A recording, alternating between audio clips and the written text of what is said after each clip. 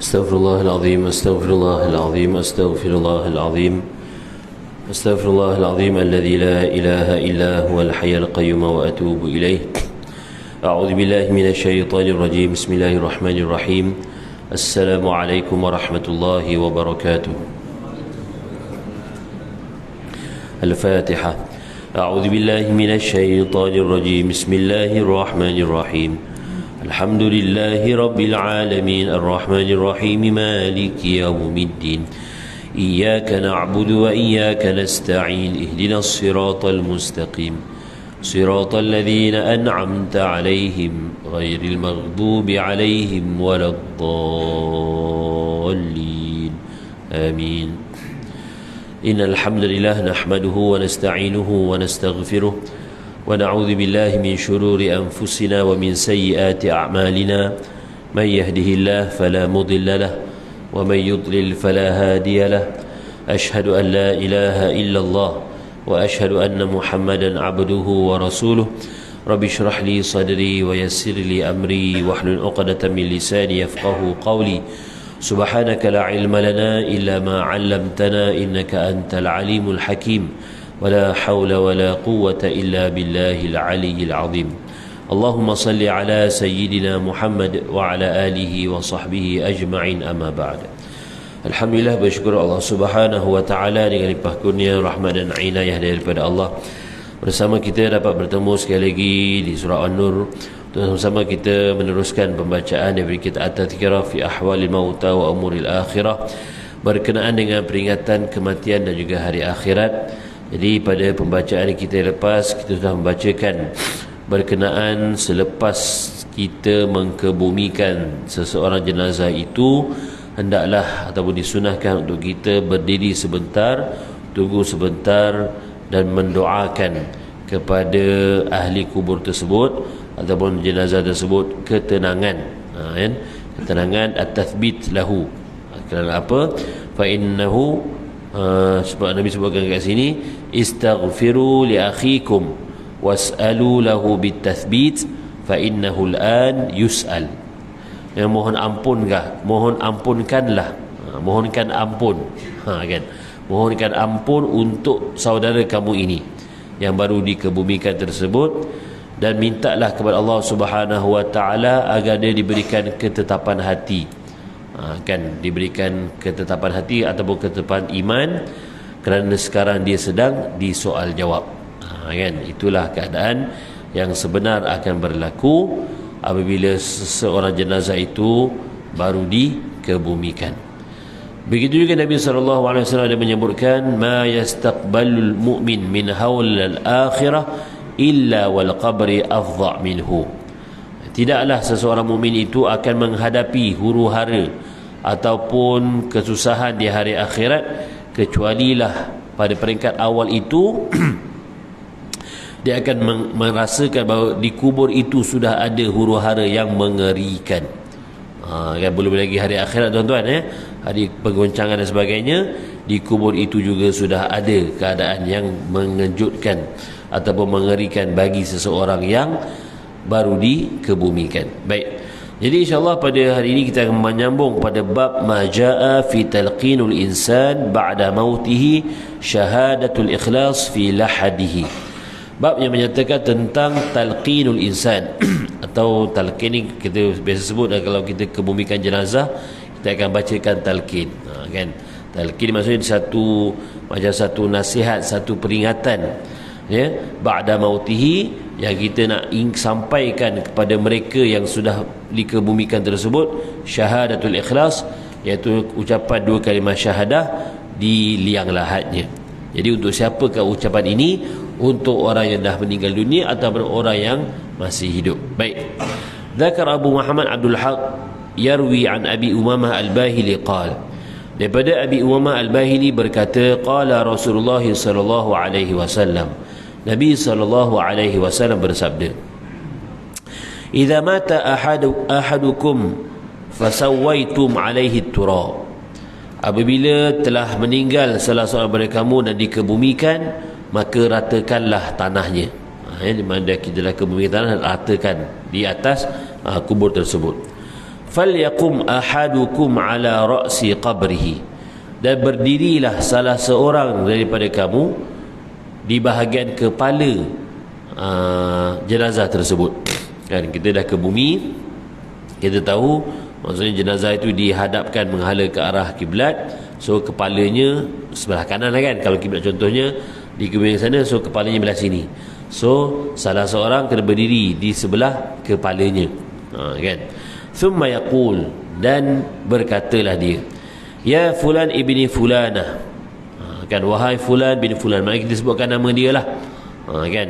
Maka dalam riwayat hadis ini menyatakan bahawa fulan ibni fulanah maksudnya dibolehkan untuk kita menyebutkan contohnya namanya Abu fulan bin fulanah, dan dibinkan dengan ibunya, kan, Abu bin Maryam bagi contoh, kan. Maksudnya itulah yang dinyatakan dalam nas hadis ini.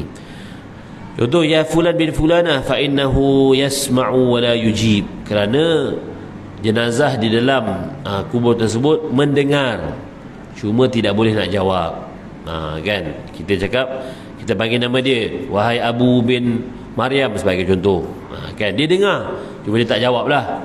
Agak kalau dia jawab macam mana tuan-tuan? Kan, kalau dia jawab habis semua lari lah, kan. Maksudnya dia dengar, dalam kubur tu dia dengar, cuma dia tak boleh jawab, kan. Thumma la yaqul, dan kemudian katakanlah lagi kali kedua, ya fulan ibn fulanah, kan, contohkan nama tadi, wahai Abu bin Maryam, fa innahu yastawi qa'idan, dan panggilan kedua ini bila kita panggil dia akan bangkit duduk. Kita tak nampak lah, kita tak nampak, tapi maksudnya keadaan itu tadi masa mula dia dengar tapi tak boleh jawab. So bila kita panggil dia kali kedua, nama dia kali kedua, dia akan bangun duduk dalam kubur tu lah, bukan dia keluar dari kubur tu, tak ada, bangun, kan, duduk, qa'idan. Thumma yaqul, dan berkata buat kali ketiga, ya fulan ibn fulanah, kalau contohnya dia nama saya sebutkan, wahai Abu bin Maryam, fa innahu yaqul, dan dia akan berkata, dia akan berkata tapi dia jawab tu tak dengar lah, dia cakap, irsyadna rahimakallah, tunjukkanlah kepada kami, tunjukkanlah kepada aku, bantulah aku, semoga engkau dirahmati oleh Allah Subhanahu wa taala.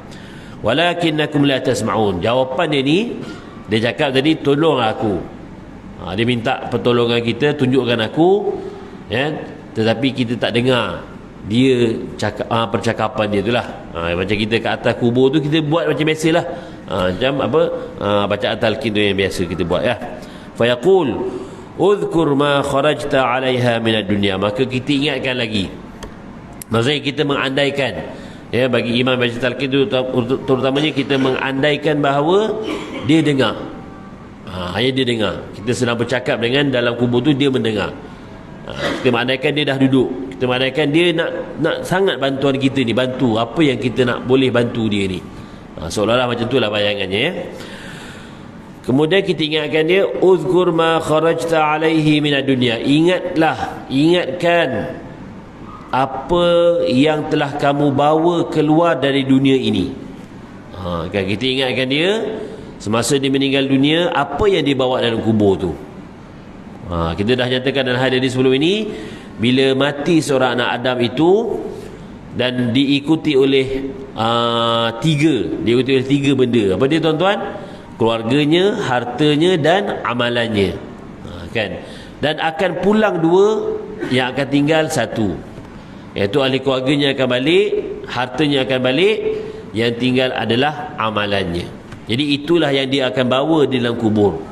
Jadi itu kita ingatkan balik, uzkur ma kharajta alaihi minad dunya, ingatlah apa yang kamu sedang bawa keluar daripada dunia ini.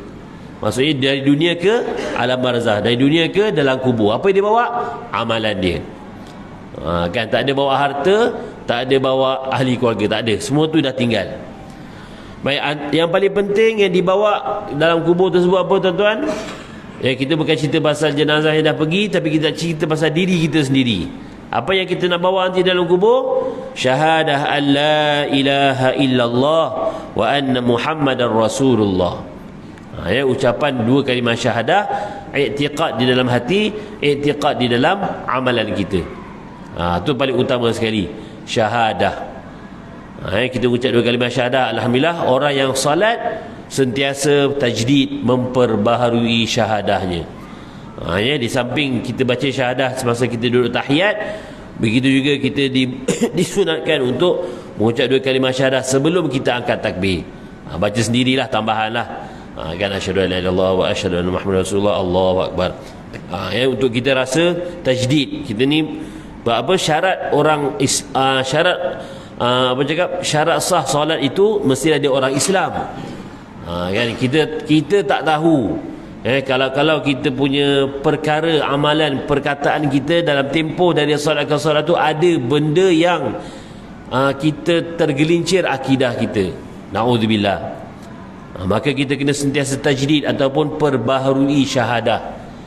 Sentiasa mengucap 2 kalimah syahadah, asyhadu an la ilaha illallah wa asyhadu anna muhammadar rasulullah. Baik, itulah yang akan kita bawa dalam kubur. Wa annaka radita billahi rabba, dan ingatlah bekalan yang kamu bawa dalam kubur, kamu redha Allah itu sebagai Tuhan kamu. Betul tak kita redha Tuhan Allah sebagai Tuhan kita? Maksudnya tuan-tuan, kita beriman kepada qada dan qadar Allah Subhanahu wa taala.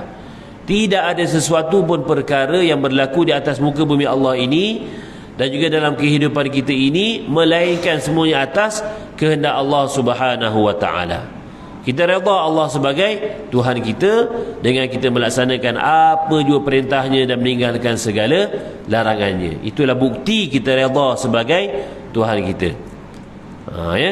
Begitulah juga bagaimanakah kita sentiasa mengucapkan dalam zikir, raditu billahi rabba wa bil islam madina wa bi muhammadin nabiyyan wa rasula. Itu je zikir yang perlu kita ungkapkan setiap pagi dan setiap petang. Raditu billahi rabba wa bil islam dina wa bi muhammadin nabiyyan wa rasula.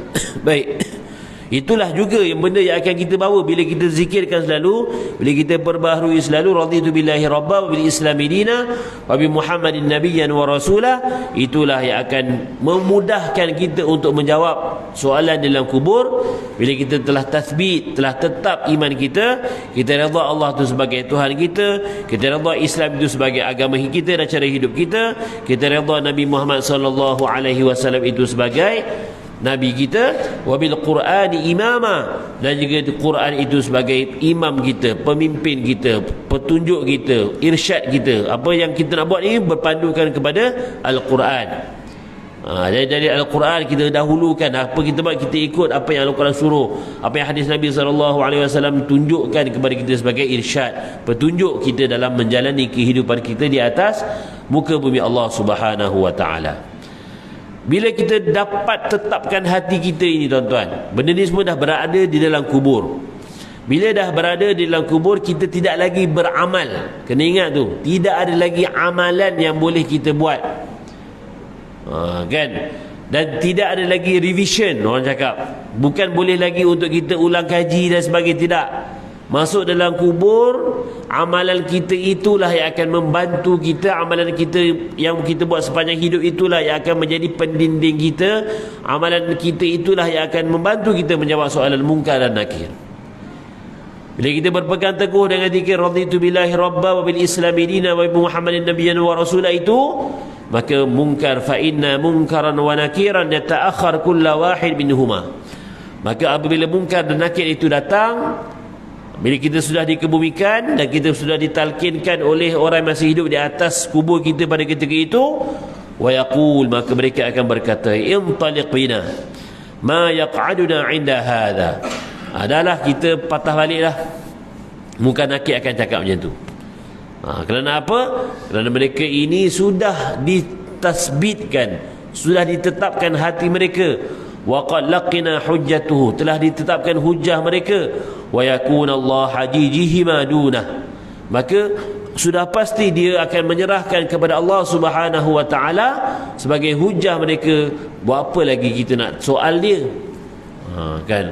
Buat apa lagi? Macam mana kita nak tanya dia kalau dia dah boleh dah kukuh dah dia punya pegangan akidah, apa fahaman dan juga cakap apa tasbit tadi tu dah kukuh dah.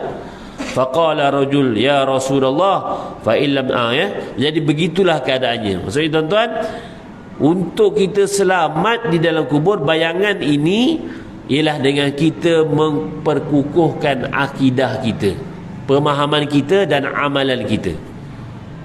Kan, di samping solat, zakat, sedekah dan juga amalan baik yang lain-lain tu, paling utama hati kita ni dan juga akidah kita, tasbit kita kepada Allah Subhanahu wa taala. Berpeganglah kepada apa tadi? Raditu billahi rabba wa bil islami dina wa bi Muhammadin nabiyyan wa rasula. Kan? Maka boleh jadi ada kelebihan kat situ untuk mungkar nakir tak jadi soal kita. Ataupun dia nak soal kita pun dia akan soal senang-senang. Kan? Nak kata himpit kubur tu tak kena tuan-tuan. Kita dah bacakan hadis ini tentang seorang sahabat, Sa'ad bin Abi Waqqas pun, sahabat yang sehingga kematiannya itu menggegarkan langit Allah Subhanahu wa taala pun terkena sekali himpitan kubur. Maka kita ni yang jauh iman kita daripada sahabat radhiyallahu anhum ajma'in juga tidak boleh lari daripada terkena himpitan kubur tersebut. Cuma kita minta sentiasalah berdoa kepada Allah Subhanahu wa taala. Berdoalah pada malam hari, berdoalah setiap kali lepas solat. Minta maaf. Dan apabila kita menziarahi jenazah, kita ikut pada proses pengkebumian sebagainya, mendatangkan rasa keinsafan kepada kita. Ya Allah, mohonlah agar dilapangkan, diluaskan kubur, janganlah aku dihimpitkan dengan tanahmu ini ya Allah.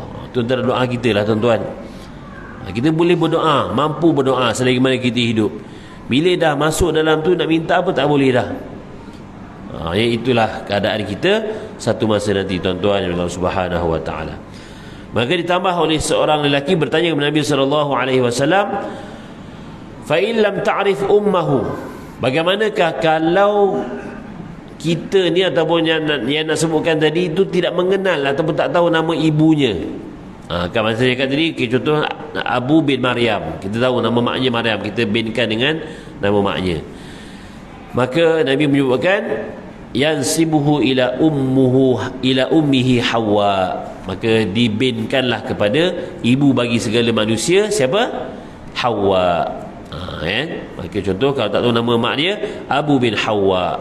Ini dah sebutan betul apa tuan-tuan? Hawa, bukan Hawa. Kan? Kalau Hawa tu yang di segi bahasa Arab tuan-tuan, kita betulkan Hawa tu adalah hawa nafsu. Wa ma yantiqu 'anil hawa. Nabi itu tidak menyebutkan ataupun tidak berkata-kata mengikut hawa nafsunya, itu hawa. Tapi ibu kita, Adam dan Hawa tu ialah sebutannya Hawa, ha waw alif hamzah, Hawa. Jadi kalau ada anak-anak kita atau isteri kita atau bakal isteri kita, jangan sebut Siti Hawa, salah. Siti Hawa. Dan tak ada kaitan pun. Kadang-kadang bila salah sebut ni, orang cakap, oh so hawa nafsu tu dikaitkan dengan Hawa tu lah. Tak ada kaitan pun dengan Siti Hawa, Hawa nak cerita kisah Nabi Adam tu, tak ada. Hawa tu lain. Hawa nafsu tu lain. Hawa ibu kita tu lain, tak ada kaitan pun.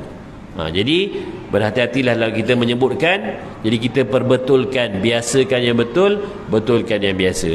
Jadi kalau ada nama yang betul adalah Hawa sebutan dia. Kalau Hawa kita panggil itu, maksudnya itulah hawa nafsu. Takkan kita panggil dia dengan hawa nafsu. Kan, padahal kita panggil dia dengan sebutan nama yang baik, Hawa, Siti Hawa. Dibetulkanlah insya-Allah. Baik. Seterusnya tuan-tuan puan-puan yang Allah Subhanahu wa taala, dalam riwayat yang lain, dalam pertambahan sedikit ataupun ada sedikit perubahan dalam riwayat tersebut, permulaan yang sama, apabila mati salah seorang daripada kamu, maka datanglah di bahagian kepalanya dan sebutkanlah tentang perkara-perkara tadi, kerana sayusma'u, kerana dia sedang mendengar. Baik. Dan kemudian dia akan duduk dan kemudian dia akan berkata, tolonglah aku, tunjukkanlah kepada aku, semoga kau dirahmati oleh Allah Subhanahu wa taala. Baik. Maka dalam riwayat ini pula menyatakan, uzkur ma kharajta alaihi minad dunya, ingatlah apa yang kamu bawa keluar dari dunia masuk ke dalam kubur ini, iaitulah syahadatu an la ilaha illallah wa anna Muhammadan abduhu wa rasuluh. Dia punya matan tu hampir sama tapi sedikit berbeza lah, tapi maksud yang sama. Syahadah sesungguhnya Allah Subhanahu wa taala itu Tuhan yang lain disembah malaikat dia, wa anna Muhammadan, dan sesungguhnya Nabi Muhammad itu hambanya dan juga rasulnya, wa anna sa'ata atiyatun la raiba fiha, dan ketahuilah bahawa hari pembalasan itu, hari kiamat itu, hari kebangkitan itu akan datang yang tiada keraguan padanya. Wa anna Allah ba'ithu min man fil qubur, dan Allah Subhanahu wa taala jualah yang akan membangkitkan kita semua ini daripada kubur. Fa inna munkara wa nakiran inda dhalik yu'khadh kullu wahid minhuma bi yadi sahibihi wa yaqul, dan pada akhirnya pun sama, maka munkar nakir pun akan datang dan akan menyebutkan ma nasna inda rajulin laqinu hujjatihi, apa kita nak buat lagi dengan lelaki ini yang telah diajarkan dengan syahadah, yang telah ditetapkan imannya dengan syahadah, rasulnya, dan juga apa yang dibawa dalam kubur ini dengan amalan yang boleh menjadi pendinding kepadanya. Maka pada ketika itulah munkar nakir pun macam slow sikit, untuk memberikan sedikit keringanan dan juga kelapangan kepada hamba Allah Subhanahu wa taala yang beriman tadi, untuk tidak ditanya bertalu-talu. Ini semua berbalik kepada apa tuan-tuan? Berbalik kepada hati, berbalik kepada amalan, berbalik kepada bekalan yang akan kita bawa di dalam kubur nanti. Benda tu bukan macam kita ada kat dunia ni tuan-tuan, benda fizikal, bukan benda fizikal. Benda amalan ni kita pun tak tahu. Hasilnya nanti dalam kubur ni baru tahu, betul ke amalan aku ni diterima, betul ke amalan aku ini amalan yang sahih, betul ke? Dalam kubur nanti baru tahu tuan-tuan. Tapi masa tu tak boleh lagi nak patah balik. Kan, tak boleh lagi nak patah balik. Kerana itulah kalau kita melihat dalam surah As-Sajdah kan, biasa kita baca pada pagi Jumaat tu, walau tara idhil mujrimuna nakisu ru'usihim 'inda rabbihim rabbana absarna wa sami'na farji'na na'mal salihan inna muqinun. Kan, apa tuan-tuan maksudnya? Walau tara idhil mujrimun, kalau kamu melihat ketika mana orang-orang mujrim itu, orang-orang yang melakukan maksiat, orang yang ingkar atas perintah Allah, ketika mana di atas muka bumi ini, walau tara idhil mu'minuna nakisu ru'usihim inda rabbihim, dia akan menundukkan kepalanya di sisi Tuhannya, barulah nak sujud, barulah nak tunduk, barulah nak ikut apa yang Allah perintahkan pada ketika itu. Rabbana abasarna wa sami'na, ya Allah kembalikanlah penglihatan kami, ya Allah kembalikanlah pendengaran kami, farji'na, dan kembalikanlah kami ke dunia, na'mal salihan, untuk kami beramal saleh, kerana inna muqinun, sekarang barulah kami yakin apa yang telah Nabi perkatakan ketika mana di dunia, apa yang alim ulama telah ingatkan ketika mana di dunia, masa tu baru aku yakin, Allah kembalikanlah aku nak beramal saleh. Dan tak ada peluang lagi tuan-tuan. Kerana itulah kita ketika mana di dunia ini, dengar kata alim ulama, baca Al-Quran, baca hadis, faham, ikut. Jangan kita nak melawan, jangan kita nak berdalih, jangan kita nak cari sebab untuk tidak melakukan amal soleh, kerana kita akan menjadi orang yang menyesal ketika mana di hari akhirat dan juga di dalam kubur nanti tuan-tuan. Ya. Baik. Ya. Kita biasa dengar perbaiki solat, tapi tadi Ustaz tadi sebut perbaiki syahadah. Apa maksud? Okey. Maksud saya perbaharui syahadah, kan. Saya sebutkan baru syahadah, maksudnya tuan-tuan, setiap macam saya sebut tadi boleh jadi ada masa dan ketikanya, ya, kita tidak tahu dari segi pertuturan kita, dari segi perbuatan kita, mungkin ada benda yang kita buat itu tergelincirnya akidah kita. Kan, sebagai contoh, kadang-kadang kita berbual, kita borak-borak dalam kadang kita sedar tak sedar, apalah orang ni solat, tak payah solat pun tak apa, dia rezeki mah. Contohnya dia berbual, tapi lepas tu dia solat lah. Maksudnya mungkin dalam beberapa kita, apatah lagi dalam percakapan kita lah, dalam beberapa tempoh tertentu, mungkin ada benda yang kita buat itu boleh menggelincirkan akidah. Sebab contoh dalam perbuatan juga kan, kadang-kadang apa ya, okey, kalau kita bawa kereta bagi contoh kan, bawa kereta kita nampak ada biawak lalu, kan, mungkin kita kan terbiasa dengan petua, kita dengar, oh kalau ada biawak lalu ni apa tanda, adalah tanda, saya pun tak ingat benda kan, Ada orang nak mati lah bang. So benda tu adalah benda yang tak betul. Ya. Jadi Ustaz kata syahadah bukan akidah. Ustaz sebut tadi perbaiki syahadah. Soalan mustahil ialah apa maksud Ustaz? Ya, saya tengah terangkan ni. Bila kita sebut syahadah, okey, sekarang rukun Islam pertama syahadah.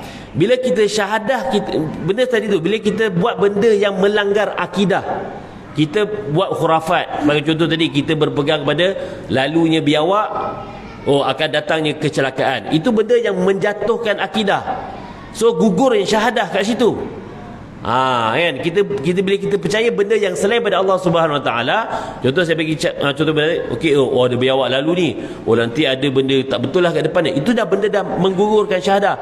Kerana itu kita cakap tadi, so setiap kali benda yang kita boleh cakap apa tadi, tak sangka benda tu boleh berlaku, kita kena ucapkan tajdid, perbaharui syahadah, asyhadu an la ilaha illallah wa asyhadu anna muhammadar rasulullah.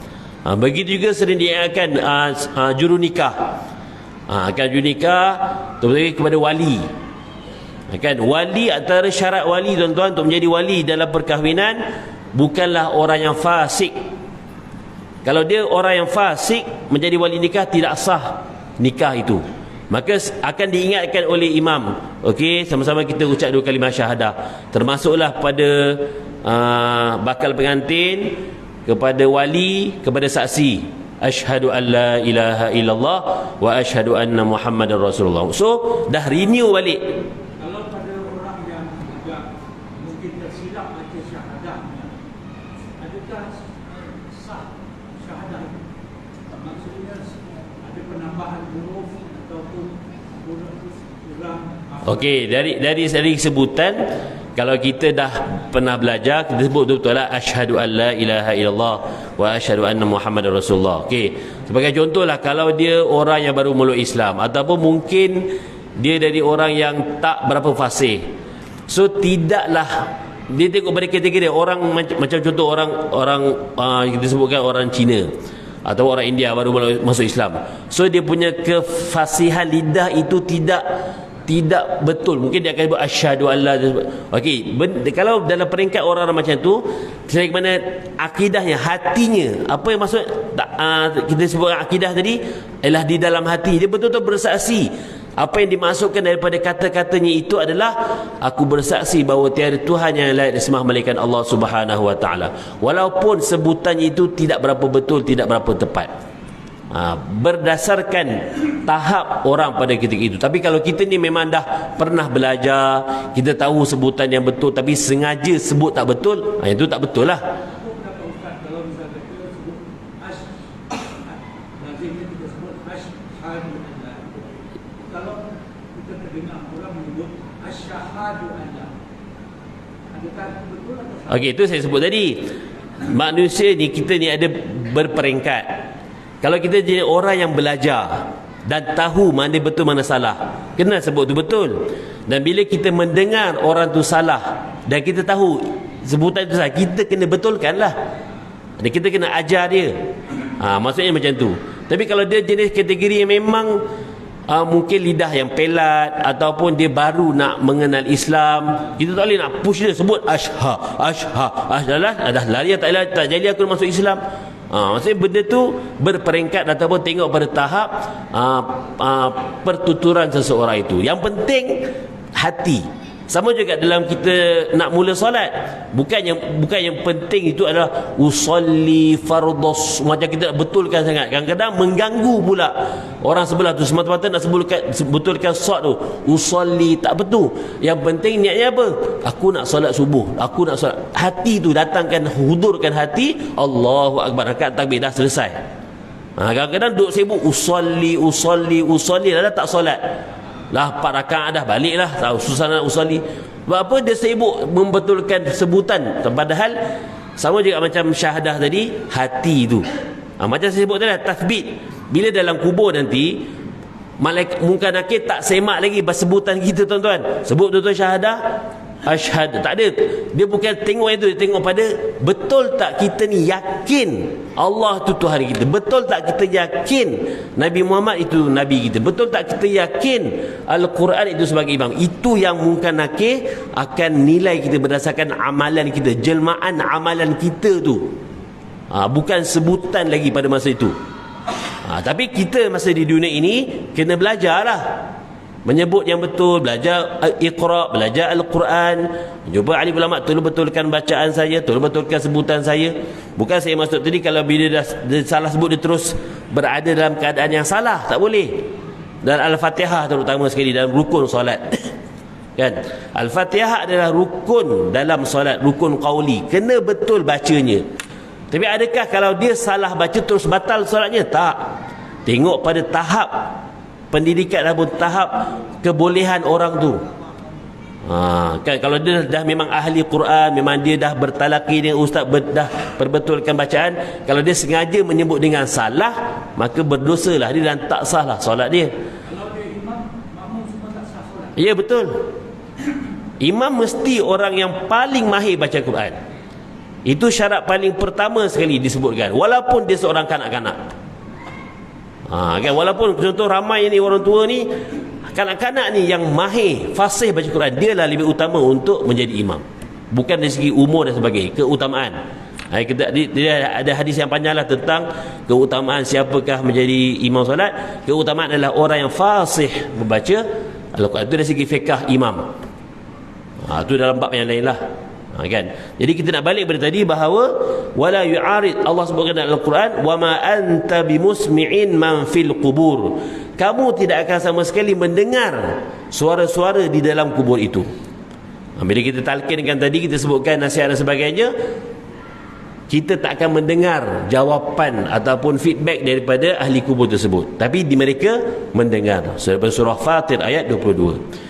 Begitu Allah sebutkan surah Ar-Rum ayat 52, innaka la tusmi'ul mauta, sesungguhnya engkau wahai Muhammad tidak akan sesekali mendengar suara-suara orang yang sudah meninggal dunia. Kita dah belajar sebenarnya juga dalam semasa kita mengusung jenazah. Kan, kenapa kita perlu menyegerakan dalam kita mengusung jenazah, membawa mereka ke tanah perkuburan? Kerana orang yang beriman menunggu-nunggu nikmat yang Allah sudah sediakan di dalam kubur. Dia akan cakap, cepatlah, cepatlah, cepat. Dia cakap dalam masa dalam keranda tu, cepatlah, cepatlah. Tapi kita tak dengar. Begitu juga orang yang ingkar, orang yang mujrim, orang yang melakukan maksiat, dia akan cakap, lambatkanlah aku, lambatkanlah aku. Dalam keranda tu dia cakap, tapi kita yang mengusung tu kita tak dengar. Itu maksudnya innaka la tusmi'ul mauta. Qad nada ahlul qalib wa asma'u wa qal ma antum bi asma' minhum walakinnahum la yastati'una jawaban. Dan sebuah hadis sahih menyatakan bahawa kamu sesekali tidak boleh mendengar apa yang mereka ucapkan, walakinnahum la yastati'una jawaban, dan begitu juga mereka juga tidak mampu untuk menjawabnya. Kita panggil kan, kita biasa bagi salam, assalamualaikum ahlad diyar antum sabiqun, wahai selamat sejahtera kepada ahli kubur. Kita bagi salam, disunatkan kita bagi salam. Perlu tak dia nak jawab? Dia jawab dalam kubur. Jangan pula kita tunggu. Kalau orang masih hidup, kita bagi salam kan, assalamualaikum, tuan-tuan wajib jawab waalaikumsalam, masih hidup. Tapi kalau kita pergi kubur, assalamualaikum ahli kubur, janganlah pula dengar, tak jawab pun, buat apa aku nak bagi salam, membazir bukan? Kan dia menjawab, cuma kita tak dengar. Itu maksud tadi, ma antum bi asma' minhum walakinnahum la yastati'una jawaban. Wa qala fil mayyit innahu la yasma'u qar'un ni'alihim. Bahkan mayat-mayat di dalam kubur itu pun mendengar tapak kaki kita. Kan ada sebutkan hadis lain juga, maksudnya kita bila dah beransur pergi, kan, mula-mula banyak kalau kita boleh bayangkan lah, nak bayangkan betul-betul mungkin tak boleh, sebab benda tu benda di alam yang lain, nanti kita pun belum hadapinya. Bayangkanlah masa kita dikebumikan, kita dalam tanah, tuan-tuan, kita dalam kubur, berapa banyak orang yang akan mengiringi jenazah kita? Kurang-kurang 10 orang lah. Kan, yang tolong korek kubur, yang tolong baca talqin, tolong ni semua 10. Dengarlah tapak kaki tu. Tapi bila dah habis, dah selesai pengkebumian, kan, maka akan beredarlah tak. Makin lama makin hilang, makin sunyi. Dia dengar.